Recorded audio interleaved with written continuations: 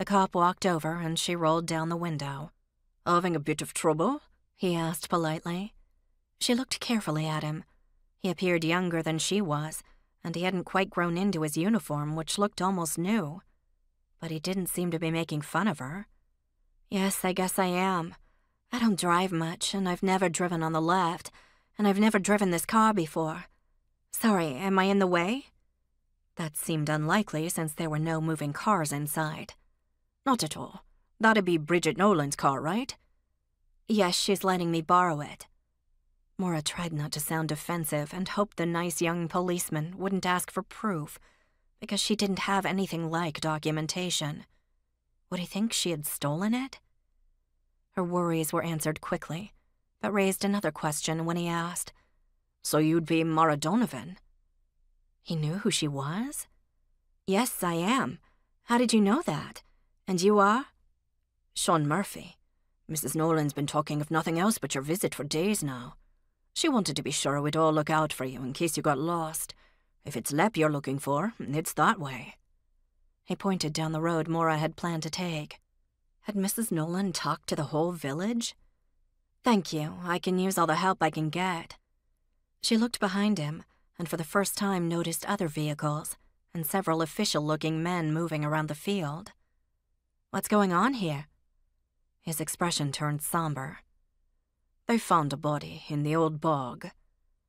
At Maura's horrified expression, he hastened to add, "No way yet to tell how long he's been there. Could be a year, could be a century." That made her feel slightly better. 100-year-old body felt less like a crime and more like history. She'd been happy to leave violence behind her in Boston. "Well, I better be heading back. At the rate I'm going, it may take a while." He nodded. "Good luck to you, and drive safely." After half an hour of driving, or more accurately lurching and stalling, hands clenched on the steering wheel, Maura arrived back at Lep. She carefully pulled into the driveway at the bed and breakfast and parked behind the building. After turning off the engine, she sat and shook for a minute. Part of her wanted to say never again and abandon the car where it sat. Another part reasoned that if she was going to go anywhere and see anyone, particularly Bridget Nolan, she needed to get over herself and drive the damn car. At least the roads were mostly empty, although she wasn't sure what she would do if she encountered someone coming the opposite way on some of those tiny lanes. Were there rules for things like that? When her hands finally stopped shaking, Maura struggled out of the small car and looked around. It was mid-afternoon, and there was no sign of Ellen or the children. She could take a walk, explore the land around the harbor. She could see some buildings from where she stood. But she was keyed up and wanted to celebrate. What?